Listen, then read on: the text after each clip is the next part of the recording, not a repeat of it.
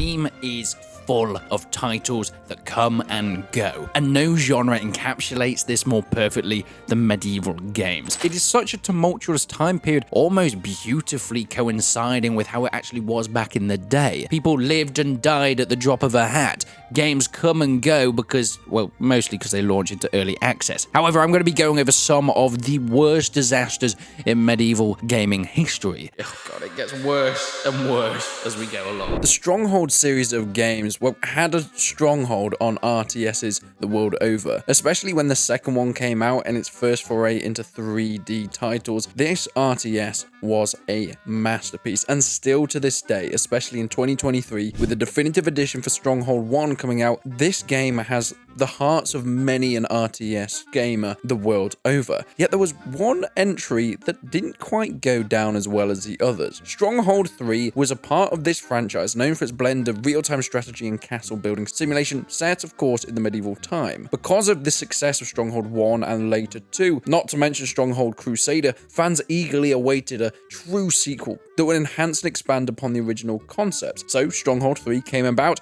aiming to be said sequel, with Firefly Studios, the developers, once again at the helm. They'd proven that they knew what this series was. They'd proven that they could capture the hearts of many, so it was going to be a hit.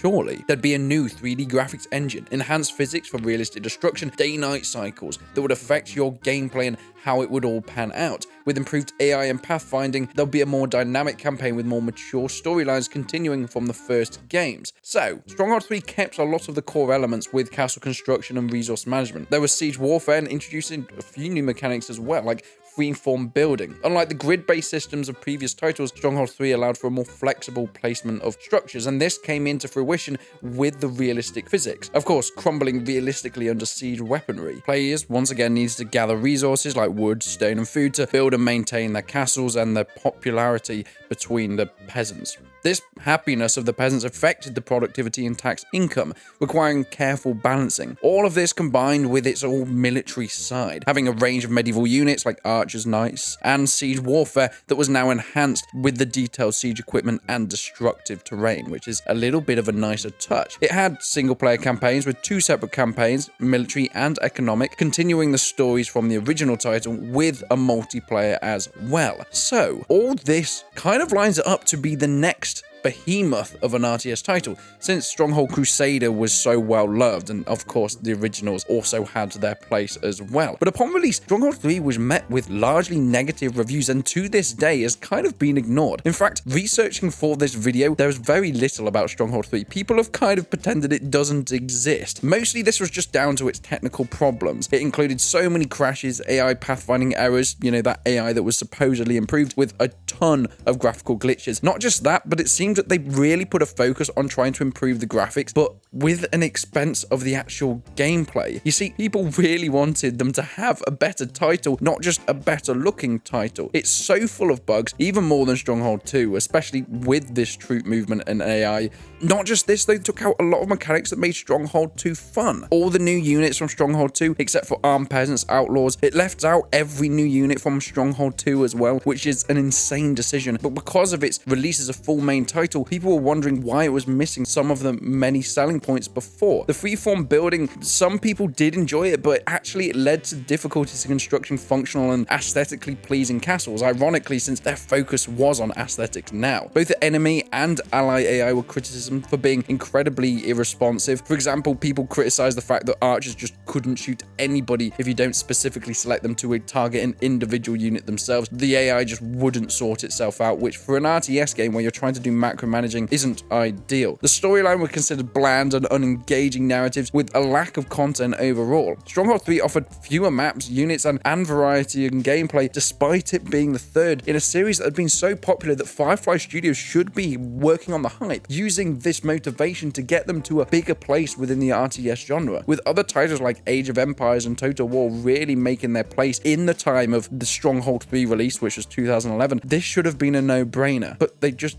didn't do it. So what were the factors that contributed to Stronghold 3's failing. It was speculated that the game was released to meet publishers' deadlines. You see, this comes with successes of franchises that often people, and specifically investors, need titles to be out in certain amounts of time, which means sacrificing necessary development time for polishing and bug fixing. You see, if a game releases with a lot of bugs, this can indicate it to be a rushed title. With delayed patches and of course poor launch support and a lack of communication from the developers, it left the community feeling incredibly neglected. And all of this meant that Firefly were kind of in the mud, and they went away for quite some time until fairly recently with the definitive editions. There was a loss of trust. The game's poor quality damaged the studio's reputation amongst fans and within the industry. And it really showed how you can make a huge franchise and make such a blunder that people only look at the nostalgia of what came before, rather than excitement for what's next. Do you remember War of the Roses? That game that was set during the historical conflict known as Yorkshire is Best. Okay, as a Yorkshire guy, I will always know which side that I shall support. But the game offered to immerse players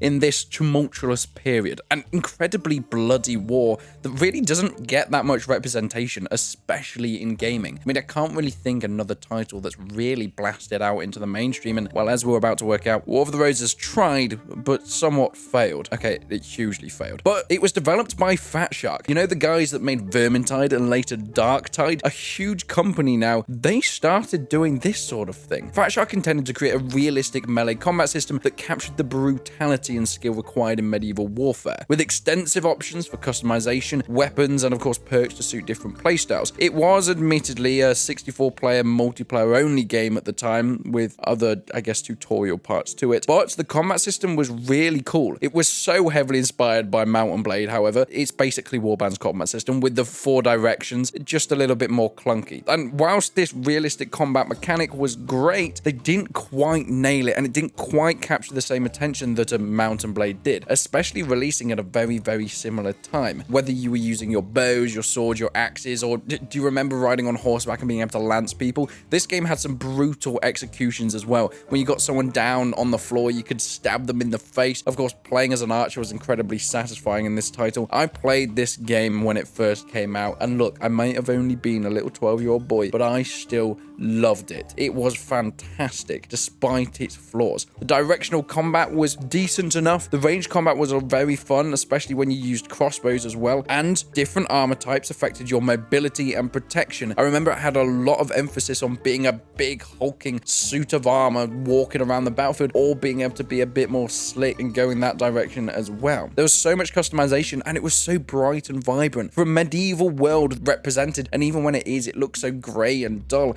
It was so fresh to have something that felt like real medieval worlds, where people painted colors on their weapons and shield, had bright plumes, and you're able to completely customize these loadouts and have these perk systems, earning an in-game currency to unlock new equipment and custom options as well. The game offered a couple of different game modes, with 2 teams competing in a team deathmatch mode, Conquest, where you could fight for strategic points on the map, and pitched battles, the mode with no respawns. If anyone's played Mount and Blade, that's your battle mode, where you get 1 life and you basically just go until last man standing. The battlefields were inspired by real locations, whether it was going through fields or fighting through towns or even in small pitched arenas. There was also some sort of siege modes as well. Whilst they weren't huge scales for the time, 64 players was more than enough. But this terrain also had features that would affect your movement and strategy, like forests and rivers that would affect archers, or being able to change the elevation as well, which would mean cavalry could be useless in some areas. So when it came out, how was it received? Well, I think it was very mixed. People loved the fact that there was another studio delving into the medieval world, but it just didn't quite have the polish that I think it needed. The combat system was lauded for its depth and skill required to excel, yet its clunkiness. Whilst it had that ability to easy to learn but difficult to master style that Mount and Blade had, it just wasn't quite as smooth. People loved the extensive customizations, and visually it looked great, and the sound design contributed to the really immersive medieval atmosphere, definitely going towards the more brutal, bloody side than something like a Mount and Blade did. Yet there are a few factors that inevitably led to its failure. It had some pretty intimidating mechanics for new players, at least in the mainstream. The realistic combat system, whilst was not sufficiently tutorialized, making it harder for new players to enjoy the game. This meant that you have your Mordhouse syndrome, as I like to call it. As the game goes on, you have players that get better and better. People that are, let's admit it, medieval nerds like us who love these types of sword fighting titles, but get get good at the game to the point where any new players get absolutely slaughtered, meaning that no person could come in and actually enjoy the title, completely knocking accessibility through the window and of course making it just a haven for sweats. This is great if you enjoy sword fighting titles, but it's not good for growing a brand. The servers were very unstable as well, with frequent disconnects and lag hampering the multiplayer experience with your general bugs and glitches. You see, Fat Shark was still a fairly new company at this time, and this was one of their newer releases, and they hadn't quite captured what they really were going for. The game was later put to free to play, but even that wasn't enough to save it, with titles like Chivalry Medieval Warfare really blowing up at the time, and as I mentioned, the Mount and Blade series that had an established multiplayer and a fan base that came with it. Not just this, but it has single player as well, which I think really captured people's attention and all in all gave it a better variety for the content. So whilst it was a great idea, it wasn't quite executed well, and it released at a really tricky time that, funnily enough, and it sounds almost ironic now because of the lack of medieval titles that we get, but at a time where there was an oversaturation of medieval games. In February of 2017, as I mentioned, Paradox Interactive announced the closure of the official servers after it went free, and well, nothing really actually happened with the savior. This was alongside War of the Vikings, which, as a side note, was kind of the sequel to War of the Roses. It came out in about 2015 and it did about the same. It had all the same issues and they didn't really learn anything from the first failure. So unfortunately, whilst there was another cool game, it didn't quite work. And in fact, as somebody that loved these titles, I'm so sad they didn't work out. I would love to have a proper War of the Roses game, and maybe Fat Shark, now you got a bit more cash in the bank, you've had your Vermintide and your Darktide successes, maybe it's time to revisit War of the Roses. War of the Roses 2, War of the Roses Remastered. I think they know what they're doing now, and I would love, just love to see that come back just one more time. Let's talk about Reign of Kings. It was going to come up at some point or another. Codehatch was a Canadian indie developer. In fact, actually, I do think they still exist in some form or another. They previously worked on a game called Starforge, which was a science fiction sandbox released in early access on Steam. Yet, when the game came out, it faced a lot of criticism for technical issues and unfulfilled promises, which, I mean, as you probably already know, foreshadowed a lot of the challenges that this game came about. Releasing on March the 11th of 2015, once again, Reign of Kings came into early access. It was conceived as a medieval survival game that combined elements of crafting, building, combat, and most importantly, social interaction, i.e.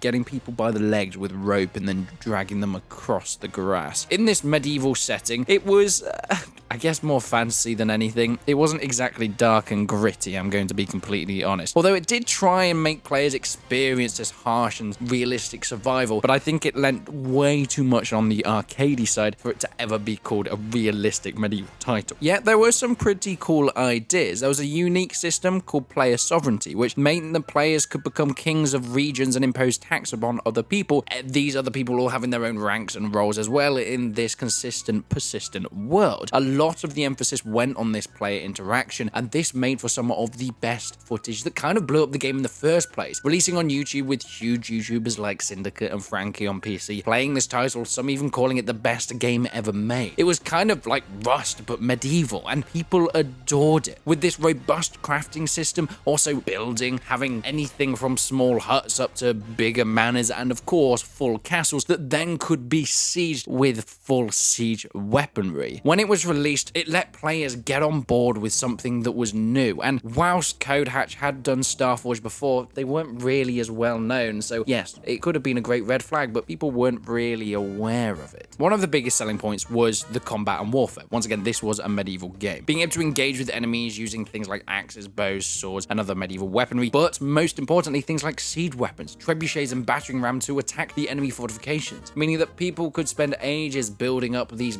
huge manors and castles just to then be broken down by an enemy clan that didn't really want you to be in their territory. And this is what made a really good game loop. Having the difference between single people walking around and huge clans, being able to build anything, making the difference between building a small farmstead to a huge city that everybody had their own roles. And this is where, of course, as mentioned, the sovereignty of kings and taxes and all that system came into play as well. Not just this, but other players could challenge the king's rule, leading to political intrigue and conflict within the game. Being able to claim the throne room and becoming the king themselves, forming groups from mutual protection or resource sharing, or even for coordinated attack, capturing and imprisoning enemies. And yes, you could do that with voice over IP. It made for some incredibly fun moments. Not just this, but the voice chat also was within certain distances, and it meant that the louder you yelled, people could hear it from further and further away. And you might think this is a small addition, but it made just for some of the most funny moments. You see, some games live and die off these moments, and a title like Holdfast Nations of War also experienced something very similar. The voice over IP and the voice chat proximity stuff made the best YouTube videos and funny moments clips, which blew the game up, and Reign of Kings was experiencing this. It was a really ambitious concept, but it had players' attention. So what went wrong? Why did it end up falling off a huge cliff and being tied to the stocks? Well, there are a lot of technical issues to start with. As you can see by much of this gameplay, whilst it is very ambitious and cool, it's still quite janky. There were numerous bugs and glitches with a lot of performance problems. The game suffered from rampant hacking and players using exploits, and just CodeHatch were not putting anything in place in order to solve this. People were getting so angry at the developers because their game had become almost a cesspit, and this led into a more toxic fan base. Griefing and harassment was so common that just distracted from the overall experience. This meant that the reviews started to plummet over time, and for a game that was built off an entirely multiplayer community, it's not exactly advantageous when the fans that are sticking around start to hate each other. People just didn't feel like the developers were listening. They felt like everything that was being an issue was getting pushed to the side in order to,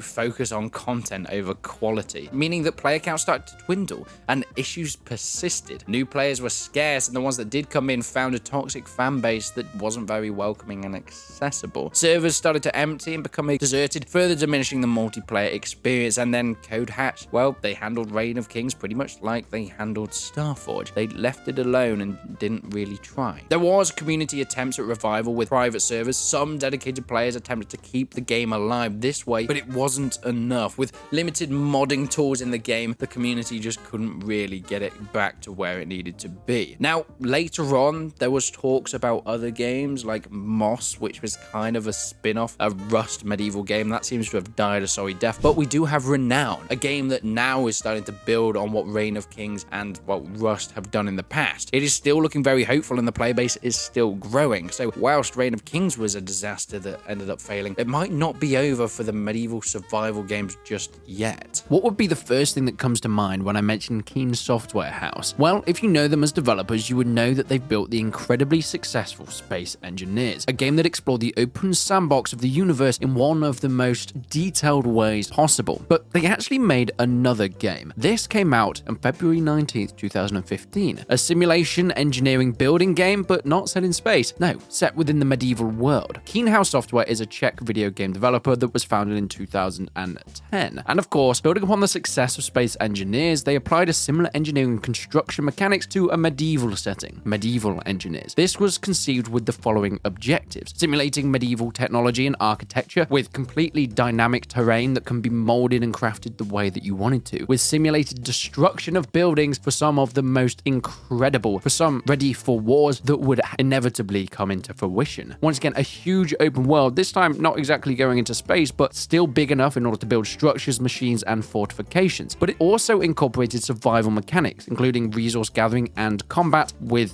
historically accurate weapons and wild animals to fit, potentially bandits as well. And who knows, maybe you even run into a few bandits along your way. The game received regular updates, initially introducing new features and bug fixes. It was all revolving around the materials and tools of the medieval period. Structures that are subject to realistic physics, including weight and structural integrity, and an emphasis on design and constructing machines in order to help you. You had health and stamina to help that you needed to manage while avoiding environmental hazards or other players, because of course, once again, this is a multiplayer game as well. The game used a voxel-based system, allowing for detailed and flexible construction. Buildings must be structurally sound, otherwise they'd collapse under their own weight, or if there's a trebuchet rock coming square on. You could save and share designs with their blueprint system, meaning that you are able to construct a fantastic portcullis, save it, use it later with other people, or share it around. The planets were large and procedurally generated open worlds with varying biomes and resources that could all be terraformed by digging tunnels, mining resources, and modifying the landscape, with NPCs that would settle around as well, although these features were very limited. Now, the initial reactions were kind of mixed. There was a lot of enthusiasm because people loved Space Engineers that had come out just the year previously, but still some caution as well.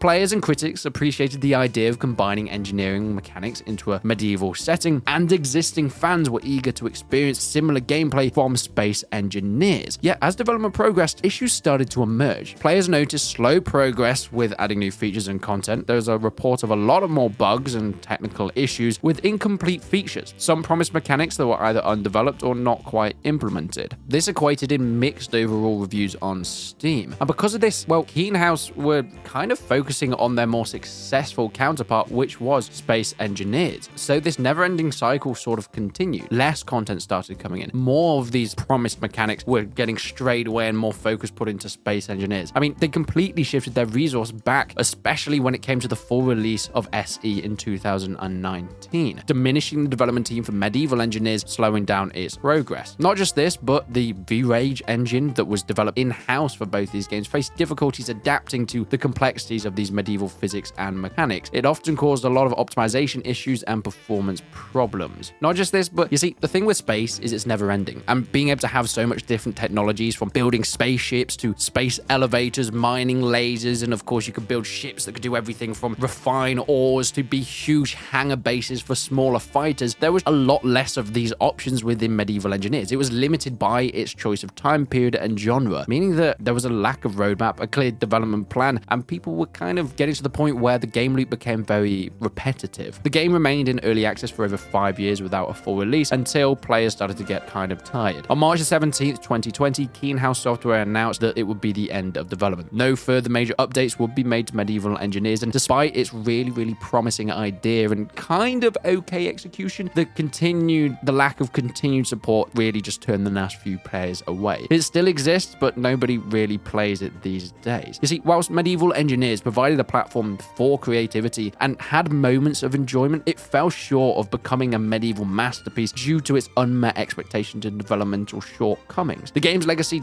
really does serve as a lesson for the importance of resource management and community engagement. Well, maybe there just wasn't enough of a fan base for this kind of medieval title. Or maybe it was down to the fact that they never really put all their eggs in the right basket. Or maybe it was down to the fact that it was being developed very closely alongside Space Engineers. These titles released in early access just a year apart, meaning that they kind of spread their team very thin for a company that wasn't a huge AAA budget thing at this point in time. So maybe it was always doomed to failure. Okay, this was the one that I've been building up to this whole time. Let's have a deep dive back into Life is Feudal MMO, because it did die in one of the most horrific ways possible, yet somehow there's been more updates with it since its demise. Coming out in 2018 by Big Box Limited, Life is Feudal MMO was kind of the bigger version of a title called Life is Feudal Your Own that came out a few years before. It was a massively multiplayer online role-playing game that pit you in possibly the most hardcore survival world of all time. One that really made you wonder why you even needed a job in the first place. The vision was supposed to be a large-scale realistic medieval sandbox, building upon the foundations of its predecessor, the aforementioned Life is Feudal Your Own, which was this smaller scale multiplayer title with 64 players on the server. Yet the MMO version was supposed to be a persistent world with thousands of players and, well, a map to fit it, providing historically grounded medieval experiences with survival mechanics, with a world entirely shaped by players' actions, where you could actually terraform, build tunnels, go into mines if you had 36 hours to take away one bit of rock, and of course build complex crafting structures. Skill trees that reflected medieval professions and combat and took at least a century to unlock one square from, and massive siege warfare that inevitably nobody actually got to, because cutting down a tree in order to build your palisade meant that you had to wait 4 weeks of real time for it to grow. Oh, can you tell that I'm not a huge fan of this game? Development began shortly after the Life is Feudal Your Own release back in 2015, with closed beta testing in 2016. Then it launched in 2017 with an open beta, with an official release as mentioned in January of 2018. It was a huge title, and it actually did pretty well upon its initial release. Its business model adopted adopted a buy-to-play thing, buy-to-play, with optional microtransactions for cosmetic items, and at the start they were okay at the start. You see, the game had often utilized crowdfunding campaigns. This was all well and good, and there was a huge community for it. Mods like Mount and Blade's Persistent World was huge at the time, and people wanted a standalone version of it, and Life is Feudal's MMO seemed like the next best thing. But as these microtransactions started to leak in a little bit more, people started realizing, oh god, it gets worse and worse, with outrageous prices and completely surpassing all of the progression system. Being able to buy XP, being able to level up incredibly fast times compared to the game itself. You see, it's nothing new and it's nothing special, people adding in microtransactions to MMOs in order to progress through the game quicker. But a game like Life is Feudal MMO slowed down the base game so much that, my god, it was almost paramount to pay extra money in order to have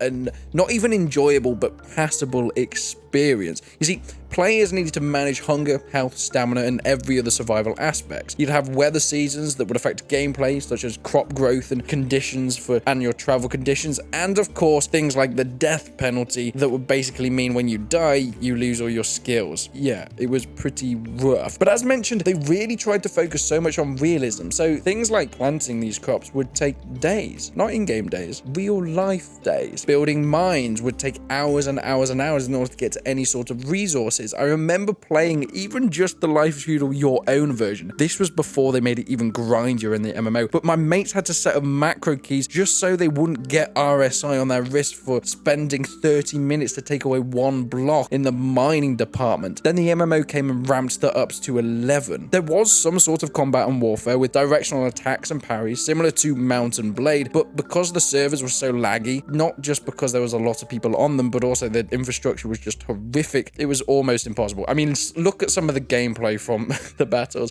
It's a cool idea to have thousands of players on the same map fighting it out, but my god, did it look absolutely awful. There were guilds and politics within it, where you could claim land to build settlements, but really, this was the only way to play. Because of the grindy system, it meant that you had to play in large groups. This meant that any stragglers would either get killed off or they would just leave the game because there was nothing to do for a 1 or 2 player clan. So everybody just became part of one big group. So there's no one else to fight. Okay, did they not think of this? There was a hierarchical system where guilds could become vassals and overlords, a little bit like Reign of Kings, but a lot more in depth. But as mentioned, most of the time on a server, you'd have 1 or 2 clans who would fight it out every couple weeks or so, and that was about it. Actual gameplay was so few and far between because of the actual time and commitment you had to put into it. It meant the only options were joining guilds and basically getting given stuff from other people. Because it was a player-driven economy, all the items were crafted by players, with trade being essential for acquiring resources, having its own currency system and trade posts. But this meant that as soon as the players started to drop, because of, well, most of the criticism I've given it already, the whole core system that was holding up the game and its player-driven economy really started to dwindle. The game's complexity made it so difficult for new players to get started without guidance, and I've said time and time again that accessibility is so important for building a fan base. Titles like Hell Let Loose have grown so well because they're really easy to get into, it's pretty straightforward, it's arcadey enough so you can have a lot of fun quite fast, but if you stick around and really get involved, you can join clans, you can play with communications and voice over IP in different roles, and you have all those options. Same with a game like Mount and Blade. You can jump into a multiplayer game and understand instantly this is a medieval siege, there's 2 sides, you can play on medieval siege weaponry, you could play with siege engines, firing catapults, or as a bowman or crossbowman. This is great, I want to delve in more, and then you start finding clans in the more hardcore aspects, or maybe even the persistent mods. But a title like Life is Feudal MMO did not have this. It was all or nothing. There was no putting your feet in the lukewarm waters of this medieval survival. It was, you've got to grind this game, use it as a second job, or you're not even going to find anything worth playing. Reviews and ratings were not very positive. In fact, it just wasn't really popular enough to hit the mainstream in that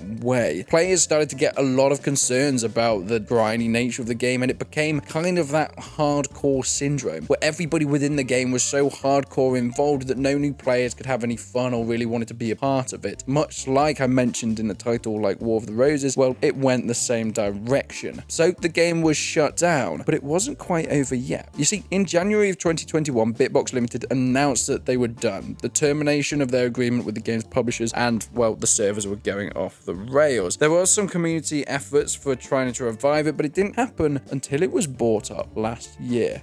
So the game is back. It's been bought by a Chinese company, and they're trying to sell it as a subscription model. No, it's not on Steam anymore, but you can get it through their website, and technically it's still going. They're still bringing out updates, and they're trying to revive it in a big way. In fact, I was offered a sponsorship by it not that long ago, and I did have to turn it away because I just thought it was an absolutely terrible idea. I am still kind of on board with this game coming back and being a success, but so far, or at least until I see some tangible decisions that are made in order to make it more consumer friendly and actually fun for players, I'm not gonna touch this thing with a barge pole. Adding it as a subscription model is awful, and I just wish that somebody would come and save this title, or actually just make a new one. But guys, can we actually make it fun? I don't need another job. I really don't, please.